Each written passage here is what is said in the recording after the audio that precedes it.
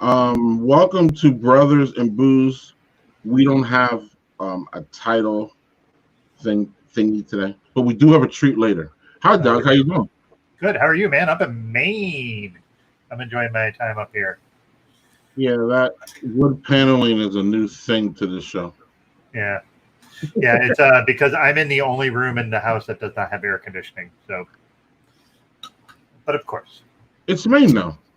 Why should it be a problem? Yeah, because the problem is this side of the house bakes. So, like at the end of the day, I got no cold air in here, so you might hear some fans in the background, but that's okay. I'm gonna drink some cold beer and get over it. We can't just throw open a window. I could, but I don't know if I'm gonna hear bears and shit out there. So. Oh, it's one of those places. Okay. Yeah, so I'm starting with something called Ghost in the Stairs of Saison. It is from Norway Brewing Company out of Maine.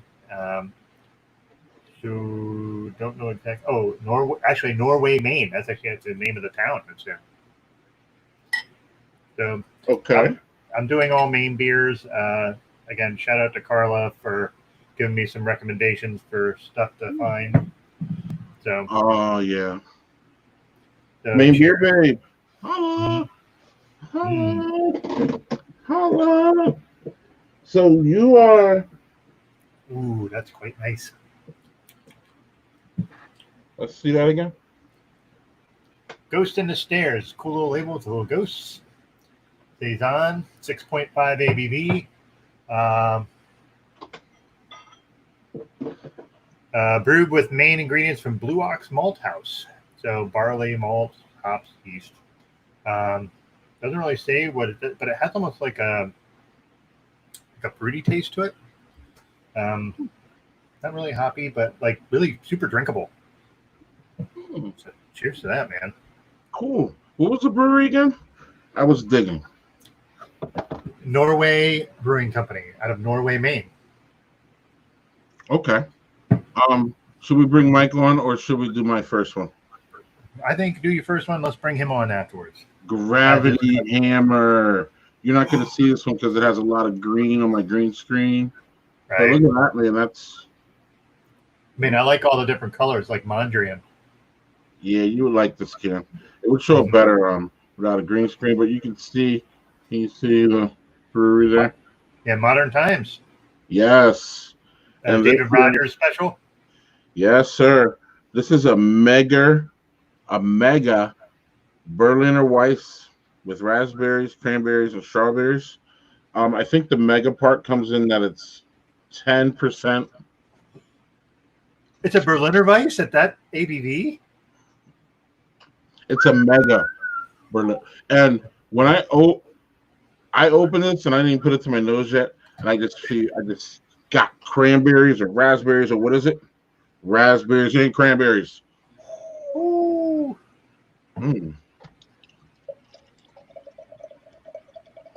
Oh, this is a pretty one. Yeah, look at that color, man. That's lovely. So, this is our guest tonight has a familiarity with both of us, so I'll let you lead them in. All right. Well, tonight's guest is actually a guy we both know from Dad Blogger Sphere. He was actually my roommate at one of the Dad Bloggers. I want to say it was San Diego, I think. Anyway, he's a fantastic writer. He did Dad Blogger Spotlight while he was there. I really admire him, how he is able to talk about things that are uncomfortable and do so in a really eloquent way. So let's bring on our boy Mike Cruse. Man, all y'all great Dad bloggers do that. Hey, what's up, guys? It was New Orleans. New Orleans, you're right. Sorry. Yeah, no. I honestly thought about it too. I was like San Diego, and then I was like, wait a second, no. I remember I was with John, Willie, and Dave. The Dave Lesser we used to know. Dave Lesser. The one, not the new Dave, the old Dave. Yeah, the old Dave, yeah. But kudos to him to where he's at now. So yeah, absolutely. Kudos to Dave, man. I'm super happy for him, super proud of him. And, I like both Daves, but I think we all do. Yeah. I think I prefer the Dave now better only because I know he's in a happier place. You know what I mean? Like, I guarantee you he's in a much better place. So Cheers to that. Yeah. Cheers. Oh, look who it is. Tom. Speaking of San Diego, Tom. Oh, yeah. We That's our boy, man. Cheers to you. There's another fucking awesome writer. Geez, tell me about it. I mean, the guys. I tell people, everybody I mean when I talk about Tom, I say Tom is easily, like, I think, the best writer of our generation, in my personal opinion. And like, he's one of those people that could be like a best-selling author, in my personal opinion. But it's like, he's gonna be the person that only you know, like you know him, but like the world doesn't know him. That kind of thing. Does that make any sense? How, like, Yes, sir. Like, people are gonna be like, "Oh, these great authors," and you're like, "No, I know a guy." Yeah. That kind of thing. So. Yeah, his slice of life stuff is something that I'm always wowed by, because it's not something that I can write. No. So awesome. Yeah, no, me either. Yeah. So what are you? Go ahead. What are you drinking there? Yeah. I am drinking. I'm a typical easy guy with beer. Usually I go Sam Summer on the summers, but my buddy, who's a Massachusetts, New Hampshire guy, told me he's like, check out the Port Rocker. So I'm trying Port Rocker, and I'm really digging it because I like I dig like the citrusy kind of flavor stuff. So I like it. Yeah. Port Rocker I've had is actually a pretty decent beer. Yeah. Sam Adams is like super hit or miss with me. There's like some of them I like, and most of them I'm just like, okay. Yeah. I don't like the original. Like, I like summer and winter, but like I used to like Oktoberfest, and then I just got, I don't know, I just grew out of it, I guess. Yeah. Can we get back to the Doug's got first question here, but sure. I want to throw something across the board a little bit is about that 2.0 while we're talking about it, or while we're on it. Is there's a fine line with that 2.0, and I could talk about it pretty easy here. Like, the fine line is from motivation to complete annihilation. If that makes any sense. Meaning, you can go there and be motivated, but you can go there and be completely intimidated and smashed into nothing. Sure. As soon as you figure out all the talent and the people that are there, it's just like, oh, so it's, for me, it was both at some given point, but it really pushed me to do this video thing less than the dad blogger thing, because I can't respectfully, and I mean it all day long. Because sometimes people say, "Oh, with all due respect, it's like a backhand joke." No, I can't even hang with my boys in the screen here, and I love you guys, and you guys aren't. I mean, you guys are great. Don't get me wrong, but like, there's so many other ones too, and it's so intimidating, and it's. I don't know if you guys want to speak to that before we jump on, but it's been a it pushed me to where I need to be, but at the same time, it was motivating at one point, and then it was like, oh no, this isn't. I kind of did a really, so I've been to 6 or 7 of them. I can't remember now. So I could tell you, I've done some massive emotional roller coaster. I mean, that's my life, but massive emotional roller coaster with it. Like, I went originally, the very first one I went was in San Francisco. Super intimidated, didn't really talk to anybody, only knew a few people, and then when I went to the next one in DC, it was a little bit less intimidated, but you start meeting these people that are so talented, but even they're like coming up to you going, "Oh my God, I read your thing recently, and you're so amazed, you're doing great," and you're like, "Oh my God, you read my stuff?" That kind of stuff. Then I got motivated. I started doing the brand work, started doing stuff like that. And I think over the last, probably New Orleans, probably San Diego / New Orleans, I kind of went to it with the attitude of like, you know what, I'm here to like just see my pals. Like, I really, if something happens, it happens. And I just want to bump into my buddies and, have a beer with them or whatever, and so they're changing now. And so it's going to be a completely different atmosphere. But, I still look forward to maybe attending some here or there if they're local, nearby, and stuff like that. So, but I think you really have to go into deciding like what you're looking for. And I remember the year you were talking about the podcast stuff, Greg, and we were all like, "Dude, do it! Like, you could totally do this." So, like, I'm glad you followed through and you started this thing. So, you just gotta take out of it what you want, man. Honestly. You gotta find your lane too. Sure. But don't be afraid to jump in another lane. Just see what it feels like, and then be like, "Nah, oh, of course, this guy."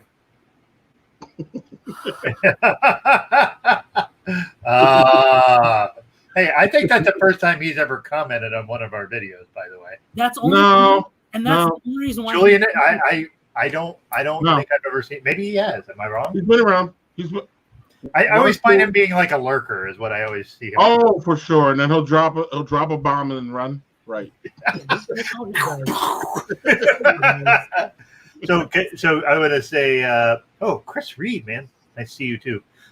So I think you're exactly right there, Mike. With the first time I went, and I'm seeing people there that I'm like, holy fuck! Yeah. Like those people have huge platforms and they have a giant amount of people that read and watch your stuff, and you're just. Yeah. I remember after San Diego, I wrote something called Sea of Imposters, and it was all about me and how I felt like just a fucking imposter amongst those folks, because these people have just, they're, borderline famous, and some of them are, sure, but then when you actually get over your, like for me, it's imposter syndrome. It could be nerves, could be anxiety, it could be a million things. Sure, yeah. It could be all of them.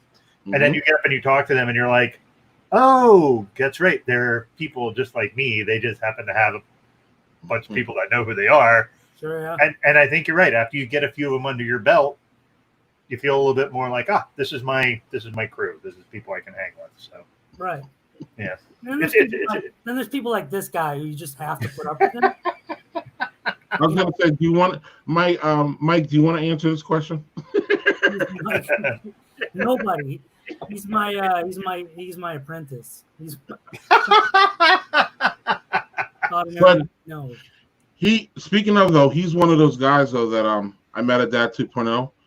I had been following before, and I didn't know and actually I met him at Dad 2.0 and didn't even know that he was going to be there or anything. And I was like, oh, okay. I did a couple of those at that too. So anyway, Doug, I don't know if you want to. You got first question? Well, the question I wanted to have is I could not recall what you read for the Dad Blogger Spotlight when you read the one time, and my brain just doesn't operate with more than like three brain cells at the same time, and I can't remember if we read it the same one or if it was you're following each other. It was a year apart. I did mine in San Diego and you did yours in New Orleans. Mm-hmm. So my speaking of imposters, and that was what my reading was. It was essentially talking about my anxiety and talking about how my son, when he was, I don't know, probably 3 or 4 at the time, probably 4 at the time, asking me why I'm so sad a lot, or why if he's down, if I tell him I'm sad today or I'm having a hard time, and he asked me why, and so I was afraid to kind of explain it to him, and then I had another baby on the way, and then I was worried about if she was gonna love me and all that stuff. So it was kind of that whole thing, that my anxiety and my fear of depression and fear of passing that on to my kids, and which I still have that kind of stuff, but now it's I look at my kids now and for whatever reason they love me. I mean, who knows why, but they do. So I try not to worry about that stuff anymore, because it's stuff you can't control.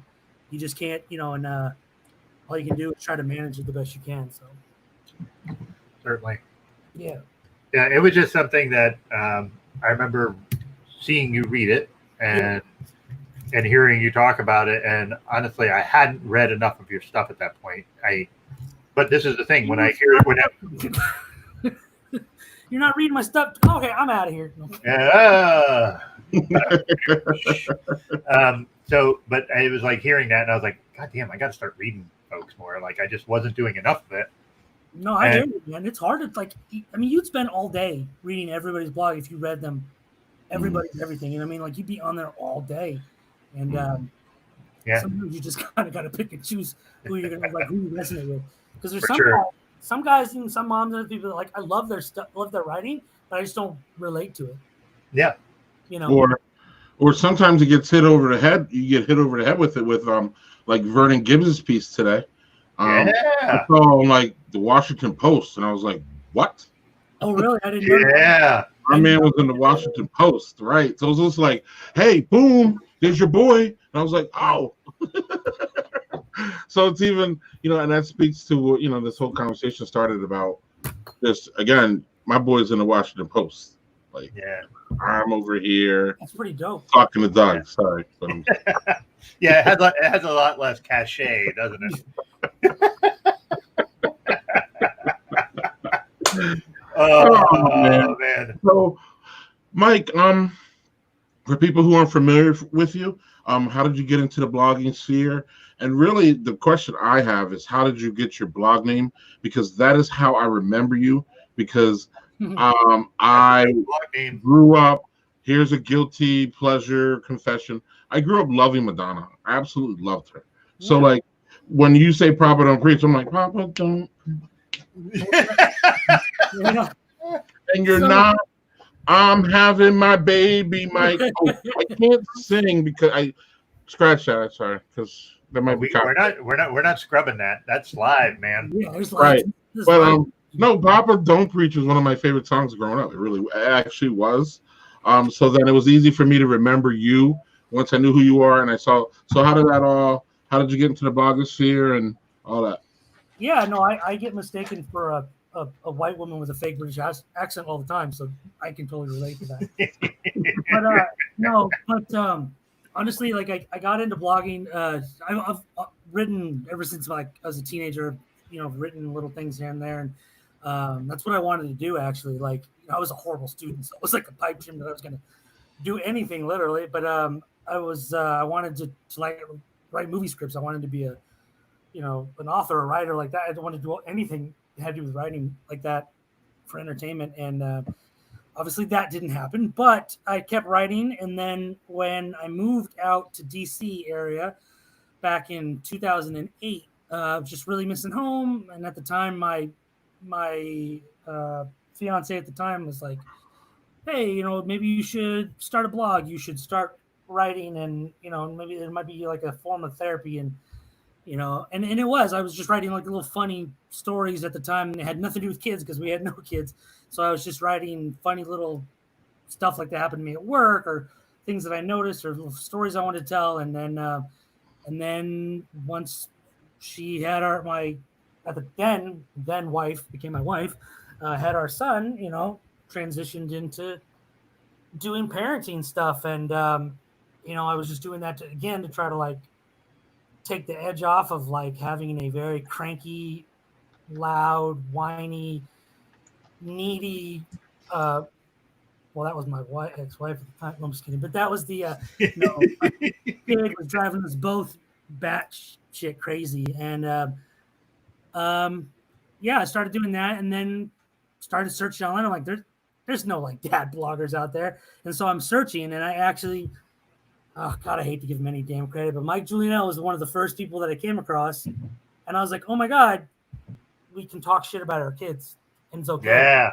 And so but then I also came across like Mike Heenan. Mm-hmm. I came across his blog, and God, why am I forgetting his name all of a sudden? Did Raising Sienna? Oh yeah, Lauren Jaffe. Lauren Jaffe, thank you. I came across those are probably the first top three people, the three blogs I came across first, and then just started doing that, and I started taking it more seriously, and then just decided, my wife at the time pushed me to go to like Dad 2.0, and so I went, and it was all downhill from there. So, all right, I had a question, and then, as I said before, it just fucking escaped my brain because I can't think of anything. So, I actually now I remember it. I don't know if you feel this way. This is how I feel writing now. It's like when your kids are little, it's easy to write. Yep. It's easy to find, this funny thing happened, this was ridiculous, why did this happen?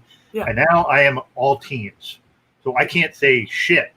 Like literally I can't, because I need to run it by them for them to approve it. And most of them don't want their laundry out in the air, which I totally understand. I don't know how old your kids are, but I don't think they're teens. So are you finding it more difficult to write things about how that shit works with fatherhood, or is it more so you're in your groove there? No, I think I kind of I think probably a year or two ago, I think I kind of lost the taste for it, honestly. I think I was kind of already starting to slow down because with my son, it was easy because I could relate to a lot of like what I was worried about because it's the way I grew up. Grew up in a very abusive household, and so I was worried that like those kinds of things would come out, or if I would I end up like that, or would I be like my mom, or would I would my anxiety take over? So a lot of stuff was fresh there. When my wife at the time got pregnant with our daughter, I had nothing. Like I couldn't write. I didn't write anything about her until like she was almost like 1. And by that time, I was starting to go through a divorce, and so like I just kind of, it all just kind of came to a head. That with life and just feeling stressed and all that stuff. And I was just like, I don't have it. I just don't have it right now. It's like the last 2 Dad 2.0s. I haven't been there for sponsors or anything. I just go to see the fellas and the moms and the friends who come and it's not about being creative. It's just about kind of like an annual get together for me. And so, but now I don't feel like talking about my kids anymore. I just don't. Like I've just kind of lost because my son's 8. He'll be 9 in like 6 months. He'll be 9. So I mean, he's already on the internet. Eventually, he's going to stumble across my blog if it's still out there. And I honestly, especially right now, I don't know what just the way things are right now in society. Like, I don't want to talk about my daughter too much. Like, I just kind of want to. I'll let her tell her own story, and I would rather my son can tell his own story. So now I'm just kind of would rather, if I get back into the creative field, which I hope I do, I want to do more stuff with stuff like that, like mental illness stuff. I want to work with people. I want to talk to people. I want to, kind of like it's it's okay to not be okay kind of thing. And I want to help people like that and stuff. So just be a little more raw and real. Talk about me and not so much my kids. No, but I think you've already started opening those doors. So yeah. So I think that's that's where you want to go. Obviously, you have to kind of what writing is. I mean, there's certain things I can write and I can just write, and it's just I've done that before. I can, and I don't mean it to sound arrogant. I just mean it to sound like there's certain things because of I've written it enough that it's much easier to do. But if you're writing about something you're really passionate about, something that really means something to you, it's not that the writing is hard. It's just that you want it to be right, so you can give it the space it needs to breathe. Absolutely, that's absolutely. See, you guys are way too deep, man. I just got to get on behind the screen and just talk. Right. But hey, I saw you pop open another beer, Greg. What'd you open? Yeah, I don't know. It's been one of those weeks. Actually, I got a video clip for you guys to show you what kind of week it was for me. Oh, okay. But I actually, what happens? We'll save it. We'll save it.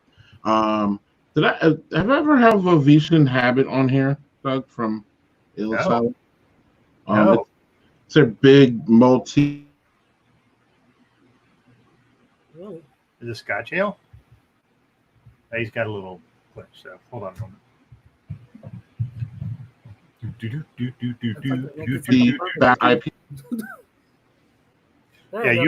glitched out for a second there, Greg. If you could repeat what you said. Yeah, this happens once a show, doesn't it, Doug? Usually. Right. I don't know. Somebody don't like that. Venetian habit. It's a big multi IPA. Big malt background. Very juicy. Citra, Cascade hops. It's really nice. It's a good one. It's a big, nice back one here. Big malt backbone one. Let's see here. 7.5 ABV. So it's a nice one. Cheers. It's right after I had this. I still finishing this Berliner, but I'm gonna finish that bad boy. That was good. Yeah. What was that beer you brought to Dad 2 this year? It was you, Greg, right? From Wisconsin or something? Wasn't it a beer? Oh, it's Spotted Cow. Spotted Cow. That was really good. It was really good. I like it. Let Greg tell you what he thinks of Spotted Cow. It's really good. But you always say it's their worst beer. It is.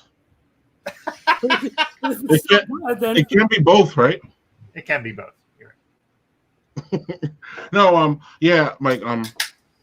Doug makes fun of, or Mike makes fun of me, but he pokes fun of me because I say that's the worst beer that New Glarus makes. And it kind of is, but it's a great beer. I get it. Doug, what are you doing now? Oh, you're gonna love this one.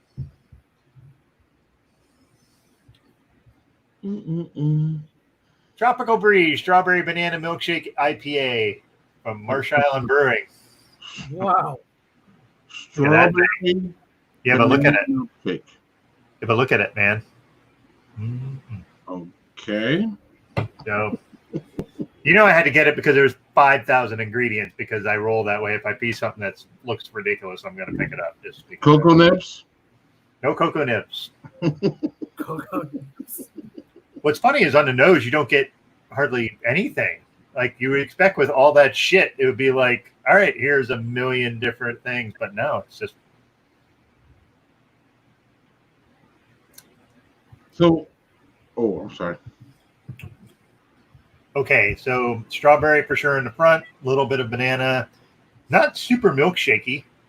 It's not quite as heavy on the lactose, but yeah, and not hoppy at all, which is weird. But I can't say that even sounds appealing to me, though. I mean, I hear you and I trust your judgment, but I don't know that I even want to. I know it sounds fucking ridiculous. Yeah, right. But I'm going to tell you, right. Say it, Mike. Yeah. Pass. Smash or pass, Mike. Pass. Yeah. No, I get. Well, I bought a 4-pack, so I have more of these. So there you go. I'll be drinking more of that. Or send me one of them. Oh, I will. I can do that if it makes it. I have some other main things I'm going to be sending your way too. So now it's time for a sponsor, Mike. Okay. I'm gonna get rid of. So, Mike, what do you like to talk about today, sir? Because our sponsor is you, because we don't have any sponsors. So right. Whatever you like. I was like, wait, am I supposed to do like a? So I can do a little Papa Don't Preach dance again if you want. But we'll leave that up to you. Oh, God, put me on the spot. Let's see. What are we? Oh, you know what? Fuck it. Let's talk about something lighthearted. Let's talk about fucking kids going back to school. Okay. No, I don't know how you guys feel. Like I know I'm just, just fucking so worried. Like I posted today, like I think I just broke the other day and just at the dog park with my dog.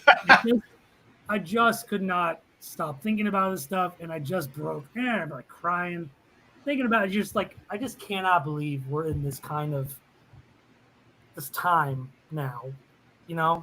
It just. And then worrying about the kids going back to school. And I know now a lot of schools are reverting to, they've changed back again to now everybody's staying home. And even that is crazy. And, all the stress on the parents and just everything. I don't know. I'm just, it just stresses me out even thinking about it. Which I guess I'm glad I'm drinking. But I don't know. Maybe you should be drinking a strawberry banana milkshake IPA, Mike. I think I don't know that I'm that stressed out. I think yeah, but this beer is probably twice as much ABV as the one you're drinking. So just probably, which is probably good why I'm not. I'd probably be like, well, I'd be like, what's his name on? You remember Major League, the broadcaster? Oh yeah, it was. He used to be on Mr. Belvedere. He was the dad of Mr. Belvedere. Bob Uecker. Bob Uecker. Yes. And he's just like, when he gets so drunk on that one part of the movie, he's like, "Take over, Monty. I'm in the bride."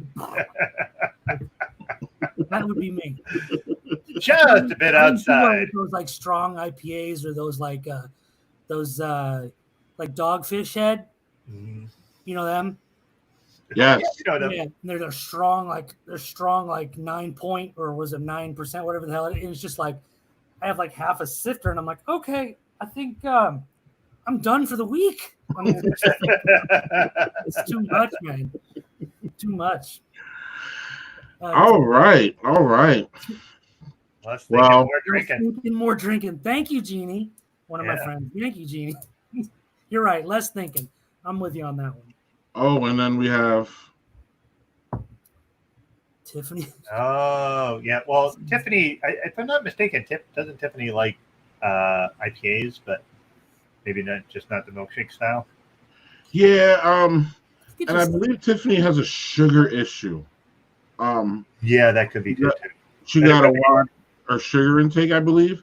Mhm. But and then or maybe it's a lactose thing. I'm not sure. And she's watching, so she'll respond. I know she will. Yeah, because she's awesome like that. Yeah. Good one, Daniel. He looks like a party favor. That's great. That's great. Oh my god, it's so good. Euchre was just awesome in those because he just throw these stupid one-liners out and like I don't know. It's like I can't remember them. I'll watch a movie and I'll crack up a million times watching it. But Yeah. And here's the thing though, because like he used to be a real broadcaster. Yeah. And he was a player, right? Did he play baseball? Yeah. Too? Yeah. Euchre is still the announcer for the Brewers, ain't he? I thought he passed away. I could be wrong. I thought Bob Euchre passed away. Greg's going to the Google. Yeah, but Euchre was also one of the Taste Great Less Filling guys for the Bud Light campaign a long time ago. He was one of the first ones, yeah. Yeah. But I mean, you have to imagine everything. Like they're like, okay, we want you to be in these movies, these major league movies. Oh yeah. Like literally say everything you wish you could have said all those years on CBS or ABC or whoever. Like just let it rip. And I used to love him because you just be like, like part 2, Major League 2. He's like Jack Parkman does his little butt shimmy, makes all the women in Chicago puke. That guy. Like that guy. Tiff. Okay. Yeah. And Bob Euchre is still the current broadcaster for the Milwaukee Brewers. Hey, go Bob. Go Bob. My bad, Bob. Not that you're watching the show, but my bad. Dude. No, I think they're playing tonight, actually. But anyway. I can't believe. Yeah, that too. I cannot believe the baseball. No, and actually, because Doug and I don't think addressed Mike's sponsor comment. And part of it is because Mike took us on another tangent after that. But the comment about schools, and we had it wasn't robust, but we had a healthy conversation about it last week, Mike, on the show. I don't know if you saw it or not, but Doug was I don't know if Doug. I don't think we should delve totally back into it because we talked about it last week. But Doug has a myriad of issues as far as school going. He's got college. He's got people still in high school, middle school. Yeah, and then Mike, I'm on the other side where I've been homeschooling for 10 plus years. Oh, really? So I'm completely out of the whole issue. Yeah. But anybody who is friends with me, who knows with me, who talks to me about this, I am not probably as frustrated as someone like you, Mike, who has a son and daughter or kids who are going through it. But like, if I can have any kind of like, besides me not having kids in it, I'm completely with you. I literally like sometimes can't sleep because I'm just distraught about it. Yeah. Really. And it's not, again, it has not nothing to do with me, but my kids aren't affected in that direct way. Right. But I mean, it just burns me out about the leadership, the lack thereof, the lack of empathy, the lack of pre-thought, the lack of knowing that we have to push money to these things because these things aren't just going to heal themselves. And right. People like we are, this shit was fucked up when we had teachers, spending their own money for supplies. So then we're supposed to expect them to bring their own PPE and shields, and they're just supposed to do all this magically in 3 weeks without any extra money or guidance from above. Yeah. Fuck you. That's where I'm at. It's a collective fuck you. It's not really directed to anybody in general. It can be if you want. I'll point I ain't trying to go down that rabbit hole, but I'm just expressing myself. You brought it up, Mike, so it's your fault. Oh, absolutely. I'll take it. All right, you take blame for this shit. Okay, cool. So we're gonna go a lighthearted way in a couple of minutes. Doug, do you have another beer? Yeah, I just did pour it. The one that everybody thought was disgusting, that I thought was good. I'm still drinking that. Oh, so maybe I'm like Doug. You need to go to another one. I'm telling you, man. Greg, you and I, like, I'm on vacation And I'm still like fuzzy on days, and it's not because I'm like on vacation. It's more like just like, fuck, what's going on? And like I have purposefully tried to stay away from most of the social media stuff, and I get drugged right in. Oh yeah, it sucks. And I'm like, and I get open Twitter, and I'm just like, why the fuck did I do that? And now I'm gonna be in here for 20 fucking minutes, and then I'm gonna be mad. Right. Put the phone down and yeah, it's like, yeah. All right. So this is a good segue to what I want to do. Actually, great, because Doug, I'm with you, man. Like, you got to find your own little nice spot on the internet. And I don't know if anybody follows my personal Twitter. I have Daddy Porter's Twitter. I keep it to beer there and beer diversity and stuff like that. I have my own Twitter, which is, I don't know why anybody would ever follow it. It's like my brain dump. It's like what I put in my head and what's in my mind right now goes to my Twitter. So if I'm listening to a song, I put it out there. If I'm like pissed off at Donald Trump, you'll see like 600 retweets of Donald Trump is an asshole, like in a row. Like if I'm on politics, I do that. So recently, Doug, the lady and I have been enjoying these viral videos of these crazy people doing crazy things in crazy places because they don't want to wear a mask, or they're tired of you being close to them, or it's just a mess. So I have a treat for everybody. I've been enjoying them, and here we go. Oh, this is gonna be fun. Where are we at here? Okay. Yes. I am.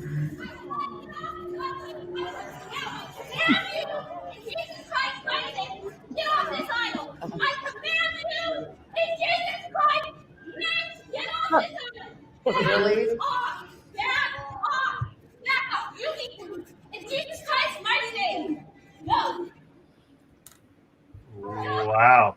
All right. Get off the idol! Ah. And find something! Really?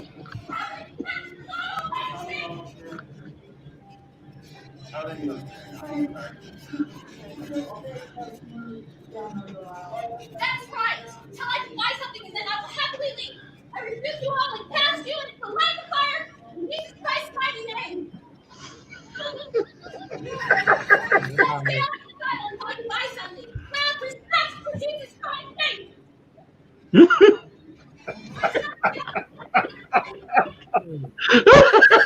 It's like she said that she knows him personally. Oh my What's wrong God. with people? Like, is that the way you think you're really going to get your message across? She doesn't want Apparently to they go down do. the aisle until she can get what she wants and leave the aisle. Jesus Christ! So she's rebuking everyone that enters the aisle.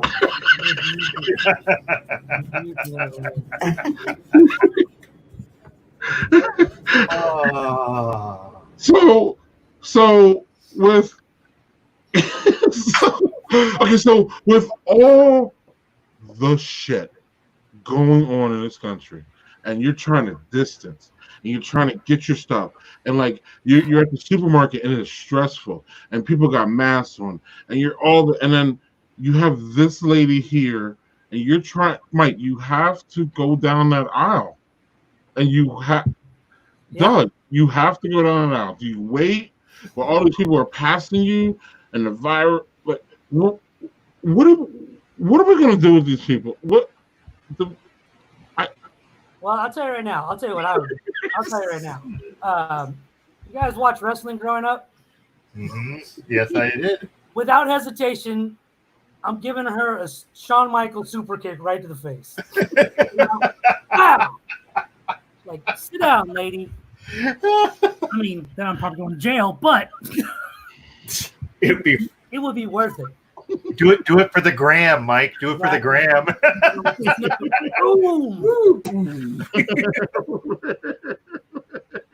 These people are nuts, man. Oh. I've seen videos 10 times worse than that. God is her manager. Yeah. I feel like Jesus would have worn the mask. Yes. My friend Kelly says, wait, what? There's not a lot of explanation there, and I would be do one of two things. I'd either be that dumb guy in the green shirt who was at like a town hall meeting and some lady started yelling about Trump and immigrants leaving, and he just like cracked up, like where he was like, like that guy looked like he was going to fall out of his chair. I'd either be doing that, or my dumb ass who, caveat, I'm an atheist. I would go up and go, well, you know, Jesus isn't fucking real, right? And just watch her fucking head just sort of boom. Yeah, but she's gonna call you a heathen. She called that woman a heathen.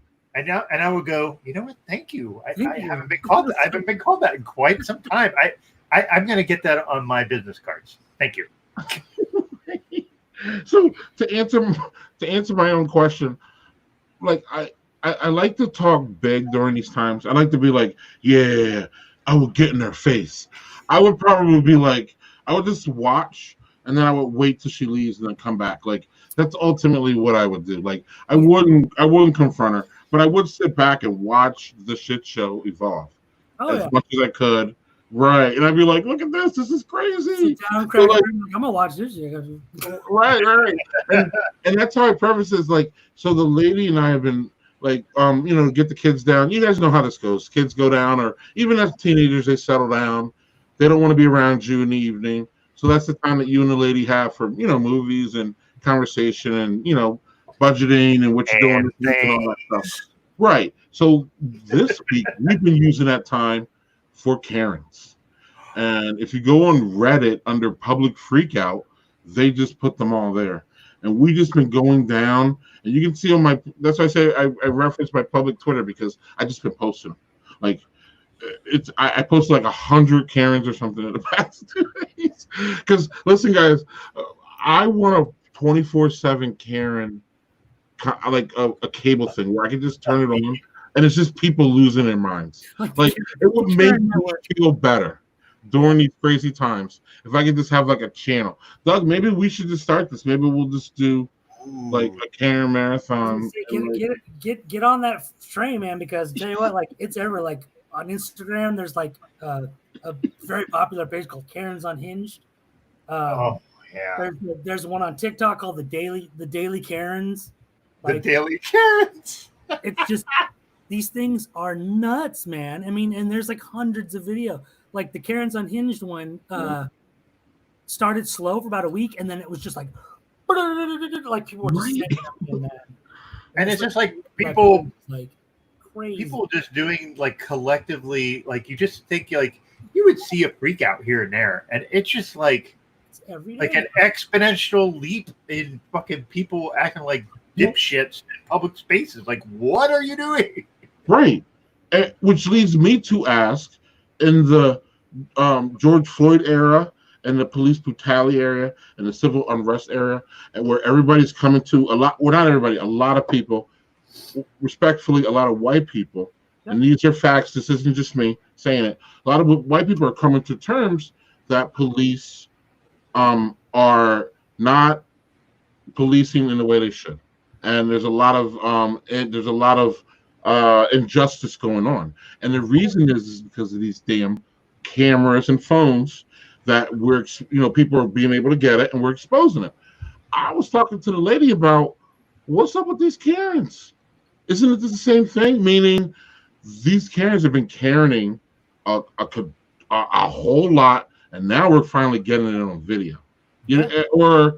Or is it more Karening going on, or is it that we're getting it on video? Or we're back to like the dump shit that he says, like, oh, we only got more cases because we're testing. Motherfucker, we're not anyway, no. So is it that we're catching Karens more, or is it that the Karens were always just crazy and now we're catching them? I think it's a combination of both. Okay. I think it's ratcheted because honestly, I mean, I think a lot of people are losing their goddamn minds right now because they're scared as fuck because they've been so comfortable in their privilege and comfortable in their that society's always going to go the way, metaphorically speaking, is going to go the way they want it to go, and they're going to always have that fail safe, that their privileged fail safe. Now that shit's being challenged by people that look like them being challenged more, whether it's genuine or just because they're doing what they're supposed to be doing, and they're losing their goddamn minds because they feel like so many other people of color have been feeling for so long, scared to go out and do stuff. And it's like, well, yeah, motherfucker, what do you think they've been saying? What do you think people have been saying, for the past, I don't know if you watched the news in the last 400 years, but Jesus, these things have been going on, and they're like, now the stuff, and on top of that, it's, the stuff with the COVID and everything, like, they're not used to, like, honestly, and I know this is a broad stroke, paintbrush stroke here, but it's like, I think white people have been just super comfortable, and they're not used to adversity like this as a whole, that I feel like people of color have been raised, or knowing adversity and fear and all that is part of their daily life, which is horrible, but you almost come like conditioned to live with that, right? You live with that knowledge or something. Something could happen if you leave the house. Now white people are starting to feel it, and it's not even to the degree that people of color feel, or LGBT community, or all these other disenfranchised groups, and it's like they're just losing their shit. They're losing their fucking minds, dude. And they're walking out on their front lawns with guns and stuff when a line of people just walk by their house, and they say they feel like they're going to get mugged, and they're like, really, man? And Karen too, for the record, for me, Karen is a non-gender, non-race thing. Like, you're just freaking out. Yeah. You're just freaking out. Now, again, it seems like it's a lot of, middle-aged or older white ladies that we're catching on camera. But I've seen a black guy. I've seen a black lady. Did you guys see that black lady that wouldn't wear a mask, or she had a mask like half on in the airplane? They threw her out, and then she took a swipe at the attendant that ratted her out. Like, so she's walking out, and all of a sudden you see her arm go like this, and then you see the flight attendant like lunge at her, like, and I'm just like, so part of it to me, and Doug, I didn't get you to answer, but part of it to me is like Mike mentioned, it's true. Like during the pandemic, a lot of us are having, white people are not. Everybody's hit by the pandemic, so and we all have like different problems during it. Whether it's our job, whether it's people not near us not quarantining, whether it's there's a whole lot of things, whether you can social distance or not. And I think a lot of those things are leading people to a higher like rate of like just I always tell my kids, like, you never want to wake up today where your fuse is like this short. You know what I mean? You need your fuse longer. I think everybody's fuse is shorter. So like it's just easier to like trigger. Now I don't know about that crazy Jesus lady there. I don't know.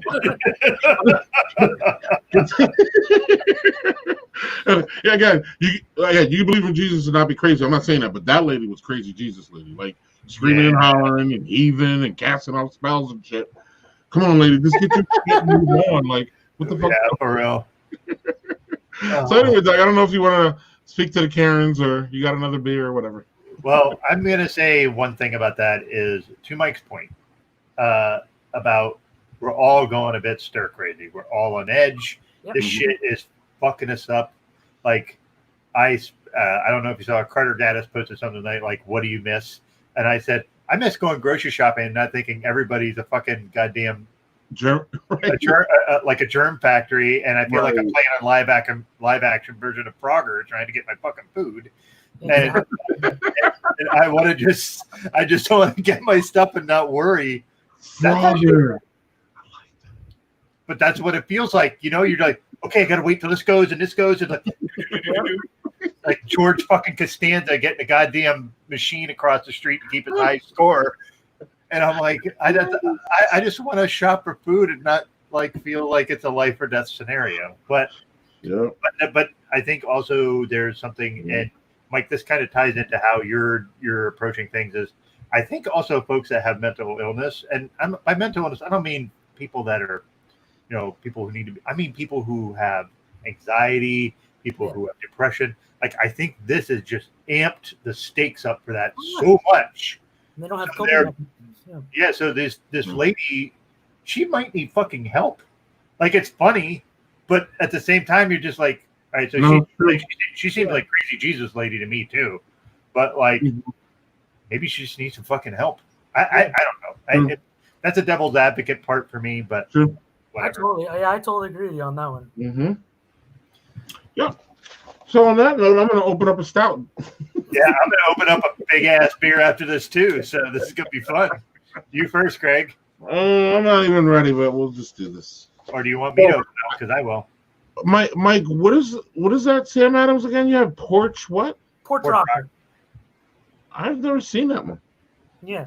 Yeah, it's one of their newer variants. I think they started it last year, Greg. Yeah, I think it was last year was the first time I tried it, and my buddy from Massachusetts when he told me about it. Yeah. Mm-hmm. Mm-hmm. My friend Kelly says, funny videos in bed is the best date. Okay. Never did that. Oh, okay. Here's another thing real quick while I pour this beer. So Doug and Mike were roommates at Dad to San Diego, I believe, is what I heard before. New Orleans. Okay. So Mike, yeah. I'm assuming you guys had separate beds or whatever.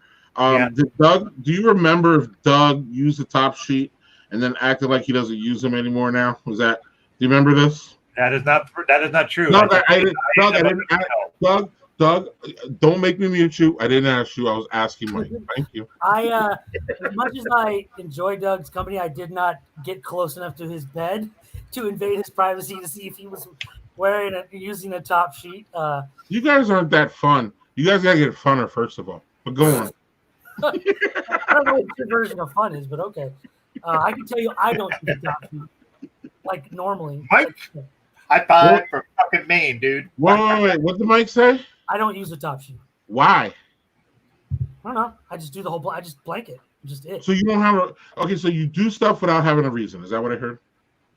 Don't we do that every day? We do stuff without having a reason. It's fine. I'm just asking. I think I just prefer the feeling of the blanket. And I'm like, okay. I'm also lazy. I want to put it back on the bed. So when we go, so you go to that too. Will you use the top sheet on the road? Well, yeah, it's already on the bed though. I'm not doing the laundry. I'm not doing. Yeah, I open the bed and get in. But at home, I don't use a top sheet. You open the bed and get in. That was whatever. Pull back the covers. You know what I'm saying? Yeah, you know what I mean. Sorry, man. I just had to bust on you for that because that was great. Also, I'm going to tell you, Mike saw me with fucking food poisoning in New Orleans. So I was just a fucking mess. I thought he was just napping. That was the worst. I was a corpse just laying in the fucking bed while he's doing podcast next to me. No shit. He was doing podcasts right next to me, and I was just like, Doug, I love you, and I wouldn't wish that on my worst enemy is food poisoning on the road. Like you're on, you know what I mean? You're at an event, and then you have to deal with that on top of. Right. And I'm in New fucking Orleans where the fucking food is awesome. It's amazing. And I can't eat any of it. Mardi Gras and everything. Right. To get more of a foodie city. Sorry, Doug. No, man, that sucks. But I'm going to tell you, Mike's a great roommate because he was just like, hey, man, whatever you need. Also, I just had Greg, you're going to be loving this one. What the hell, Mike? Tracy says. It just. What? I think. Wait, what the hell's going on up here? Hold on, Tracy. We'll get back to you. Hold on. I popped it open at lunch, and then it just started fucking spilling all over the place. Great. Uh-oh. You better hope Afro Beer Chick wasn't watching. Oh, she will, and that's fine. So let me give you the drenched beer that I was drinking. Triple Stack. Also from Norway. So this one is a pancake farmhouse triple with Maine maple syrup and pancakes. That actually pancakes sounds good. It looks like pancakes. Any beer that has pancakes on it better be the best thing ever. It smells like an awesome. What, Mike? You don't like pancakes? No, I just said it sounds good. Like I would try that. Making sure. I would totally try that. What's funny is it's you got the barrel age notes from the bourbon barrels and the definitely Belgian triple. Very little syrup. Really good. A really good barrel aged triple. It's just I don't get any syrup out of it. Interesting. That's a bummer. I was really hoping for that. I was gonna say I would think there would be more of a sweetness, a little more like a sweetness. Well, the Belgian triple's a traditionally sweet beer anyhow. Yeah. But like, also this glass I got from Bethel Beverage Company, which is a nifty little freaking glass. Nice. I don't know much about brewing, but one thing I do know is that when they put maple sugar and added sugars in it, a lot of times that sugar gets eaten up in fermentation, so you don't even ever taste it. Yeah, like I don't get any maple syrup flavor out of that at all. And that's that. I thought, ooh, I don't know if either of you have ever had bourbon barrel aged maple syrup. It's delicious. It's smoky maple syrup. It's really good. And that's what I was expecting on top of this nice sweet Belgian triple. No, it's just a Belgian triple that's aged in bourbon barrels, and it's delicious. Don't get me wrong. It's not giving me any maple. It also spilled all over this fucking thing that I got to clean up, which is great. Whoa! Don't blame the bottle, Doug. I'm not blaming the bottle. What are you drinking there, Greg? Some big ass roasty, chocolatey, wonderful stout that Daniel Fisher sent me. Has it got cocoa nibs in it? No, that's why it's good. What's interesting? So this, before we go, Greg, I just wanted to let you know that this beer, being a bourbon barrel aged beer that is a Belgian triple, is not even 10% ABV, which is kind of surprising considering it's a triple and it's been bourbon barrel aged. Right, and they used sugar on top of it. Too. Yeah. So anyway, sorry, go ahead.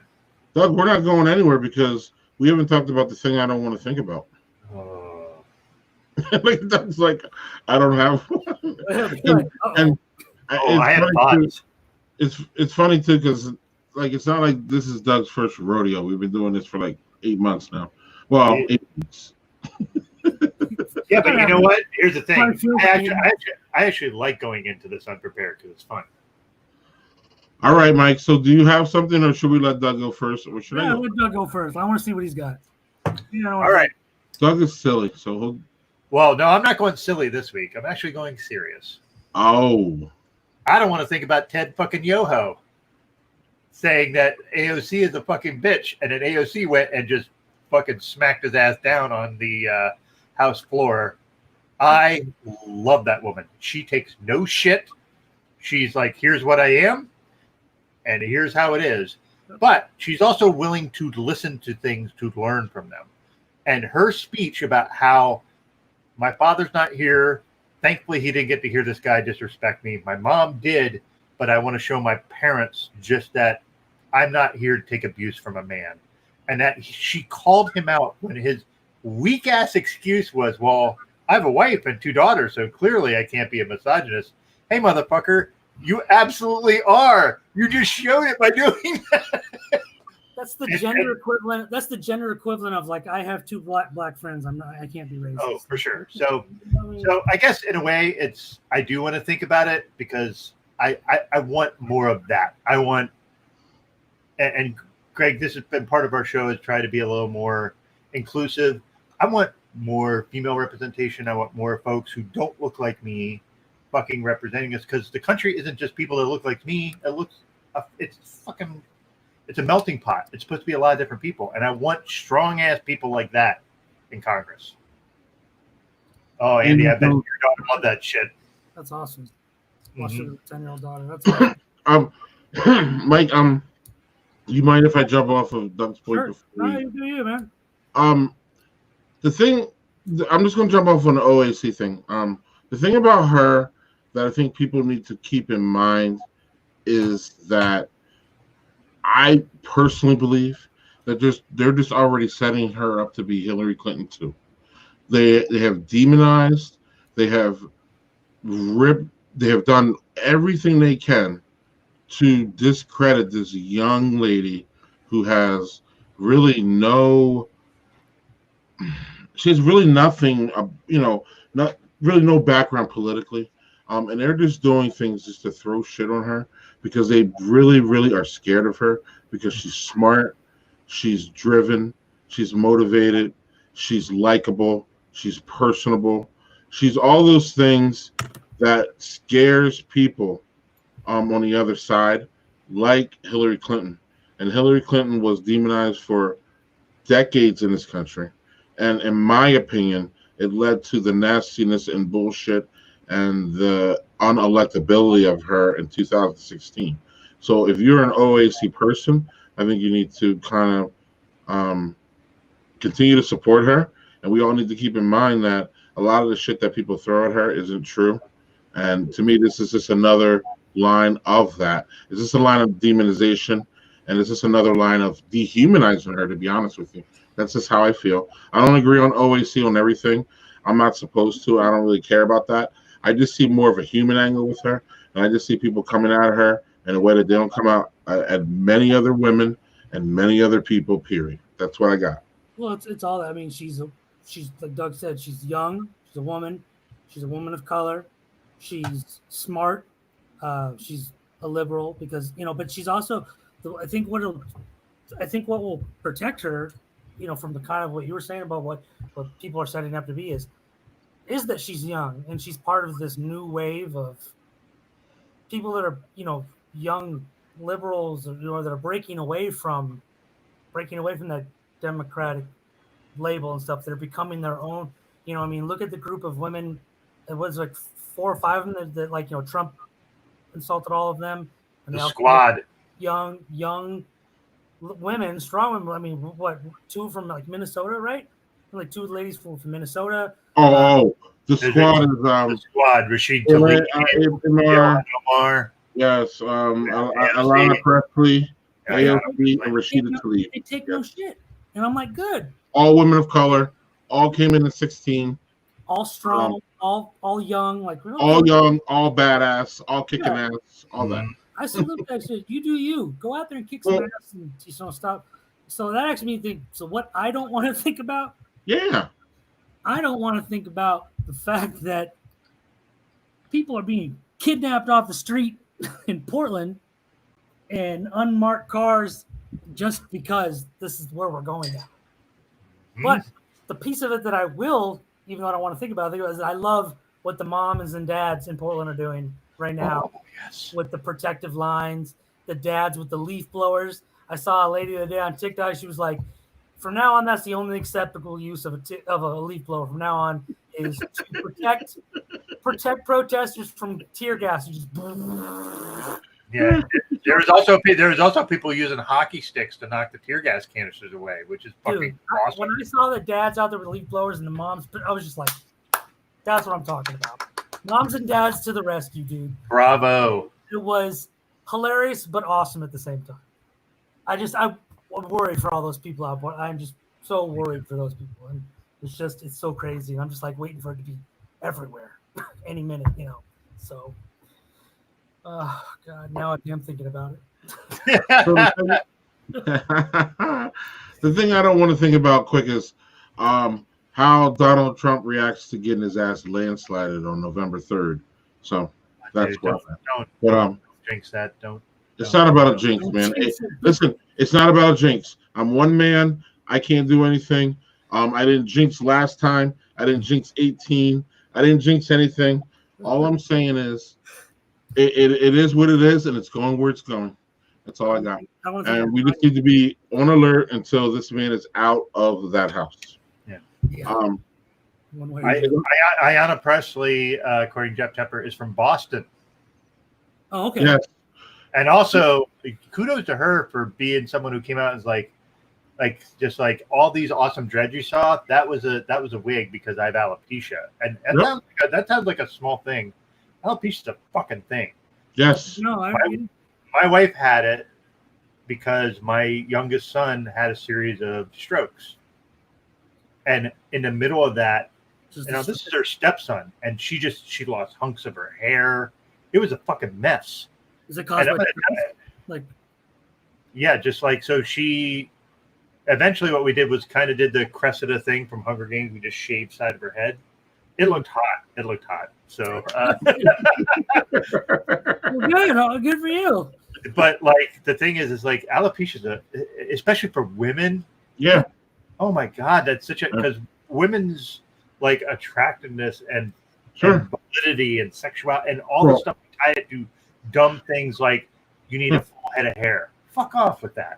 Yeah. Like and kudos to her for just being like, hey, this is who I am. Good for her. Ayanna Presley he's hot fire, man. I wouldn't be on the I wouldn't want to be on the other end of any kind of wrath from Ayanna Presley or AOC for that matter. Like because again they're measured, they're smart, and they know their shit. So like they're coming at you with substance. They're not just coming at you with bullshit. So like that's just that's a scary thing to many old white men. Sorry. I'm an old white man and I'm not scared, but I'm not most old white men, I don't think. Exactly. Well, yeah, you're not the old white man I'm talking about. You guys are. Yeah, for sure. I'm not quite that old. Right. And you ain't that white. So listen. I brought this up. This is great, actually. This is great. We have KCP coming on. Casey Palmer, I know everybody knows him. He's coming on in 2 weeks, Doug. And I was going to save this comment for him. But you know what? Now it's going to get brought up. So there's a thing in Black community where in the Black community, there's this, are you Black enough? And Casey's first podcast that he ever did, he addressed this issue of whether he's Black enough. And we're going to talk about that in 2 weeks.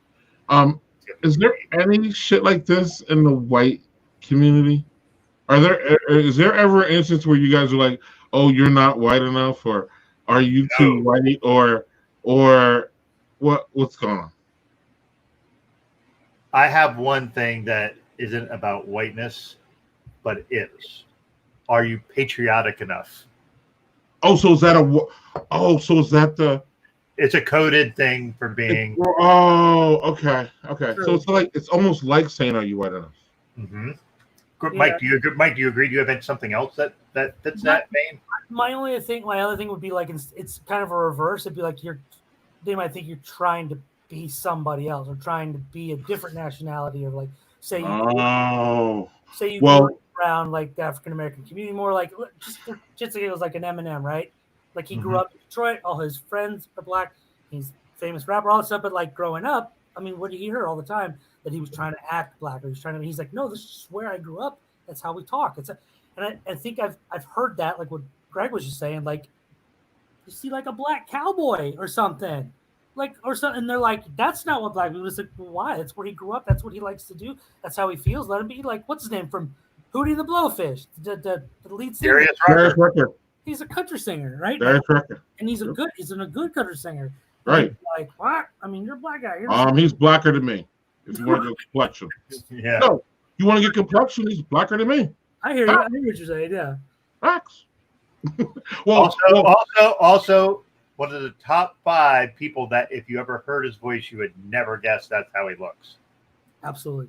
And I'm not talking from a skin tone perspective, just like, fuck, that doesn't look anything like what I thought that guy looked like. Right. Well, and let me hide your ears because I'm about to get racist here. And it's the truth. What Mike is saying is true.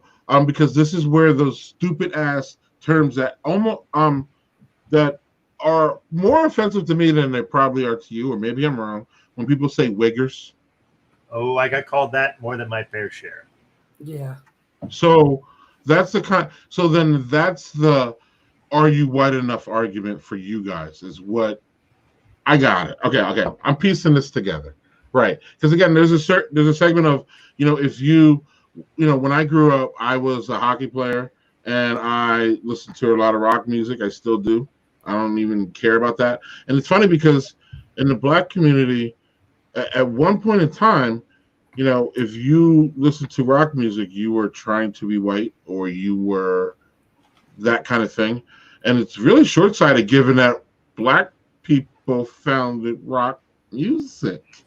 So How does that all work? But that's not one for you guys. Anyway, but if you think about it, like, come on, what the hell's going on there? But no, Wigger is, yeah, that's, to me, that is highly offensive, and that is something that I would fight for.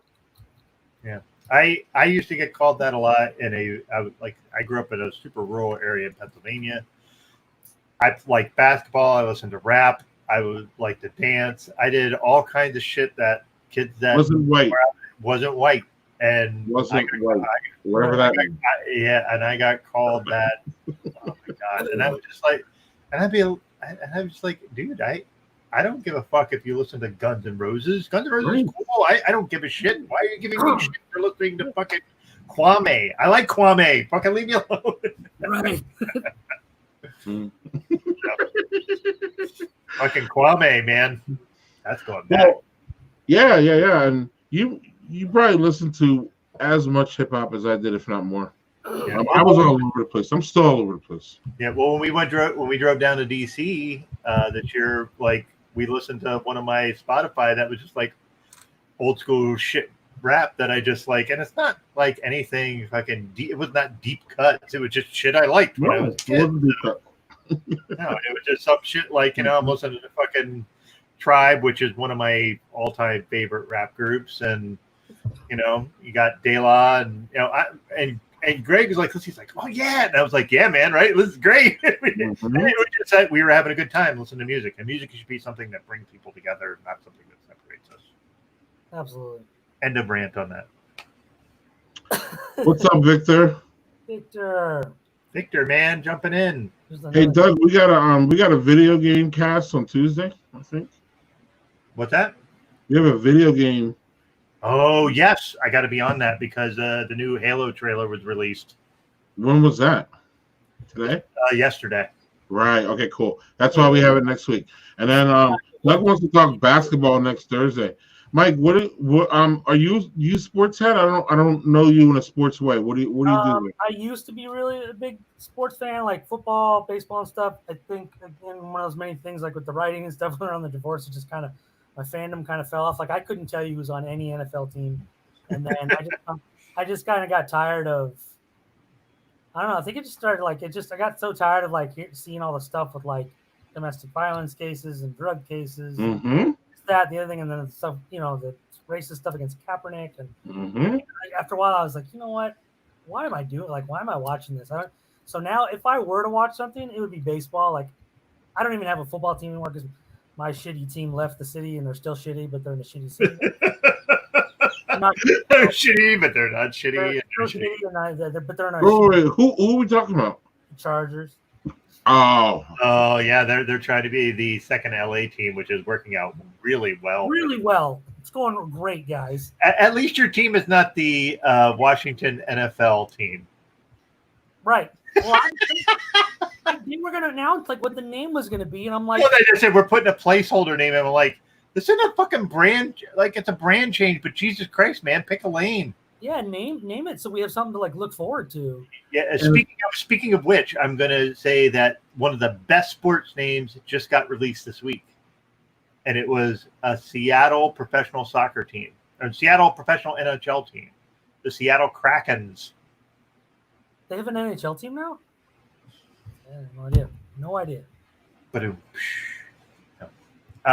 but the Krakens, like somebody made the point that their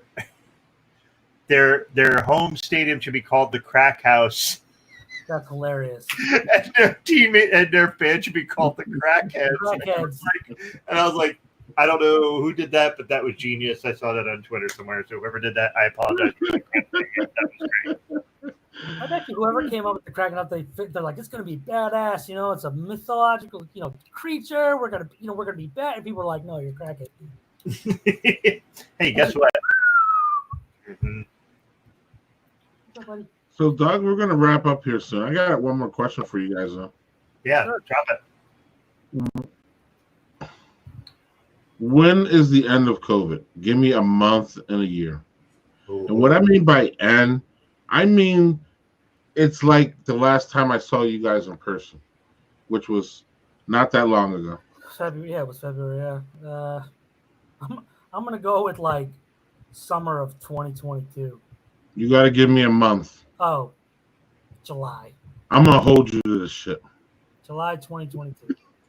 So if it's not, Go ahead. Sorry. oh yeah, Mike, I'm coming to your house if we're not out of this by July 2021. Just so you know. Okay. He said Then I'm 20. coming to your house. I But said he said 20. 2022.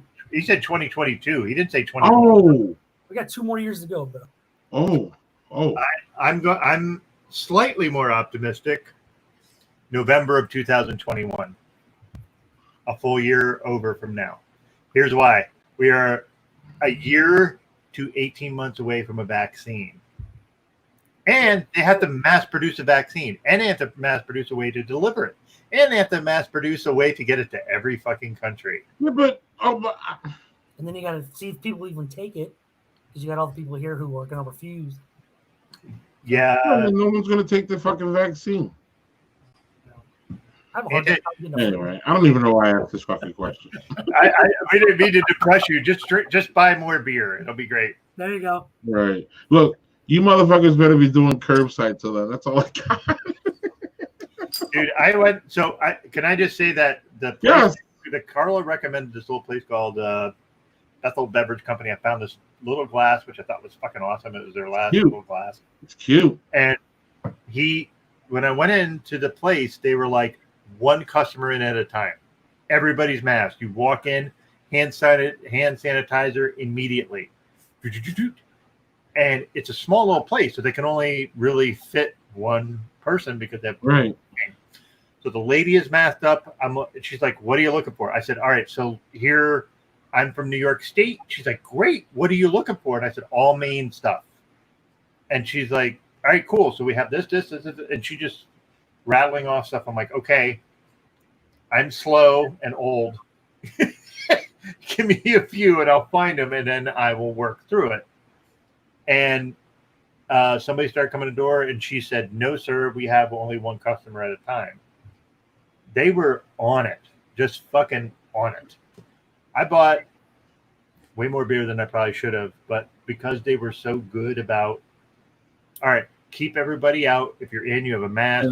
As soon as you come in, you're hand sanitizing. And you were comfortable, and that's why you bought more.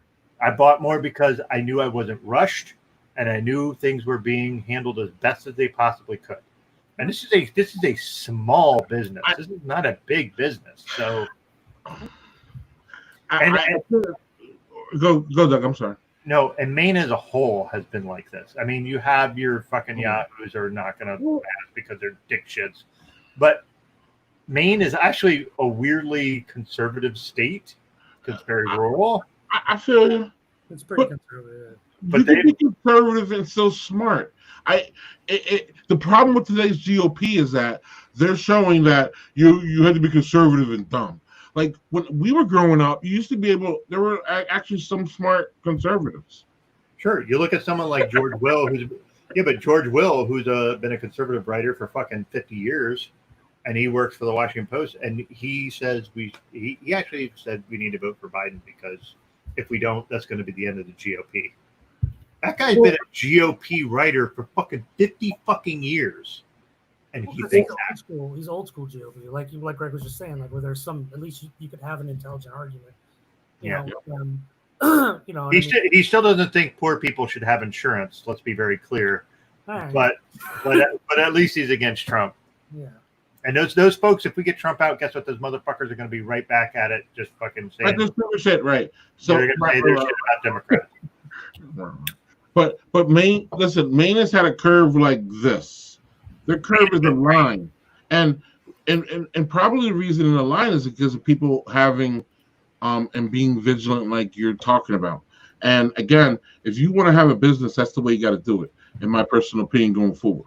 And all these places, there's this place in Madison that is, they're proud, and they put on their thing that you don't have to wear masks. Great, wonderful, because that tells me I ain't shopping. I'm not going there. and I'm going to tell you, in Maine, where I'm staying, there's a brewery that is fucking 4 minutes from where I'm staying. And Carl said, I can't recommend this particular brewery. And I'm going to say them publicly because they should be publicly out. Yeah, I don't care. There's It's a brewery called Sunday River Brewing in Bethel, Mhm. and they immediately were like, "Fuck masks. Nope, we're not doing it. Fuck that. We're not complying with the state's orders." Like, and Carl's like, "I can't recommend them." I'm like, "Yeah, thank you for pointing it out because I'm not getting any of their shit." And they had a bunch of beer at this little place, and I was like, "I'm not buying any of it. Fuck you guys. Like, if you're not going to respect Mhm. the rules in a global pandemic, I have no time for you." So. And on that note, Put your can goddamn we just Yeah. All right, guys, I'm gonna go. Mike, it's been fantastic being on. Yeah, thank Having you. you on. Finding out all about you. Doing a deep dive. What you got to say, buddy? Well, I'm hoping my dog's not peeing in the kitchen, so I'm gonna go let him outside. So, no, thanks for having me, guys. I really appreciate it, and we gotta do it again, and hopefully see you guys at like another Dad 2 or somewhere on the internet. You know? I'm thinking about doing that too virtual. I gotta look into it. But Yeah, I'm not going. Yeah, I think it's cool that they're still doing. They're still going to do it virtually, though. I think that's pretty awesome. They're still going to. As long as I can see you goofy ass faces, I guess that's part of what the whole thing's about. I guess you know. For sure. And Mike, you're right. Right, man. Before we let you go, like you're correct. Doug and I completely agree with you. Like the last couple times at Dad 2, it's been more of a I need to go see my boys than it has more my boys and my girls for that matter. Many folks we need to see that aren't. Oh, many fantastic, wonderful women there. I mean, fantastic. And non-binary folks. Right, but actually, before Mike leaves, let's talk about. Let me put it up here. Who we have next week, Doug? Oh, Lauren. So we're still doing the Dad 2 thing, but Mike, thanks for coming on, and I don't know if you have any last parting shots. No, I'm good. Put your damn mask on. That's all I can say. Jeff says good show despite the unfortunate strawberry and banana. Oh, you're never gonna lift that. Oh, you're not gonna like my review at the end, are you? It was really good, huh? You really liked it. All right, Mike. We'll talk to you soon, buddy. All right, guys. Stay safe. You too, guys. All right, peace. Did I get her name wrong? Yes. It's Lauren, Lauren. And that's okay. Oh, it is. And she's cool. She ain't going to care. Yeah, but Lauren's fucking awesome. And it's going to be great. It's kind of the story of my week. But Doug, what do you got? All right. So, boy, man. All right. It's actually, you're going to be surprised. All right. All of them were good. There was not one that was bad. I'm like, BBD. I drank this again. This Saison was super interesting. It had a lot of fruit notes to it. I really enjoyed it. Greg, you'd like this just because it's like almost like a summery beer. You could just sit outside and drink it. It's really good. Lovely.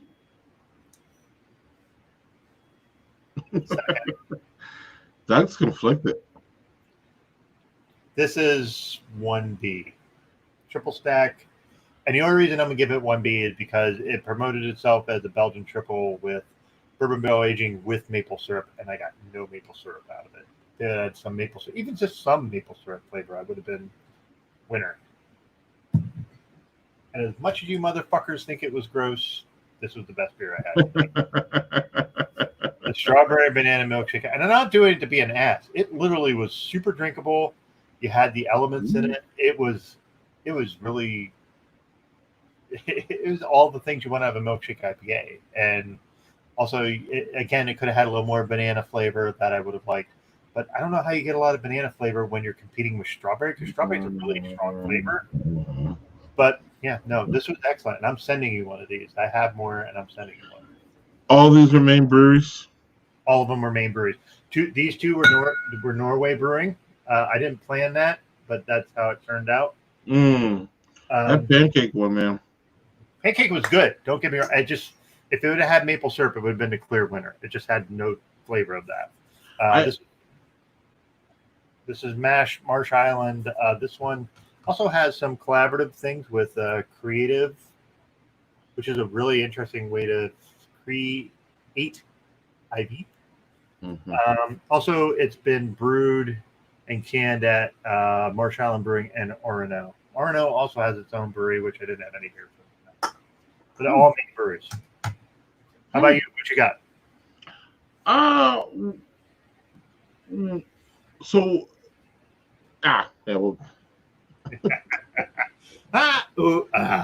fuck it. Third was the Leash and Habit from Ill Asylum. It's a big, multi, juicy, nice IPA. Love it. It's actually one of the best ones. It's funny. This has been in a beer fridge for a couple weeks and it held up really well. Erebus. This wonderful big roasty stout that our friend Daniel Fisher sent me. What was the brewery it was from? I believe the brewery is Erebus. Erebus? Okay. Erebus. Yeah. Let's see here. Brewing Camp. I'm sorry. My bad. Erebus is the name of the stout. Torch and Crown. Torch and Crown? Okay. I don't know if you said. I believe that's a Brooklyn brewery, but I could be wrong there. Yeah, Brewing Camp by Torch and Crown Brewing Company, New York City. And the best one was this wonderful one. I still haven't finished it actually. Mega Berliner Weiss. This is more of a fruit beer. I didn't really get much tartness out of it. Some Berliner Weisses don't have that tardiness in it. For my Berliner Weiss is Doug's Ghost, so we go back and forth on this. So Daniel answered to Manhattan. Oh, okay. Is Torch and Crown. I thought it was Brooklyn. I apologize. Yep. I don't know. One of those 5 boroughs. What the hell? They're all the fucking same, aren't they, Doug? No, they're all the same. They're all the same. Yeah. I mean, it's easy to say that if you've never been there. But no, this Modern Times Berliner Weiss has been fantastic. And I just wanted to one last quote before or one last hit I want to. Not always part of the going back and forth between you and I is that we play off each other the things that we like and we don't like. And one of the things that you absolutely love is picking beers out by their can art and how it looks and all that. And I'm just telling you that pancake beer I would just grab and put in a basket without even looking at the date, the time, the style. I'm just a sucker for pancakes.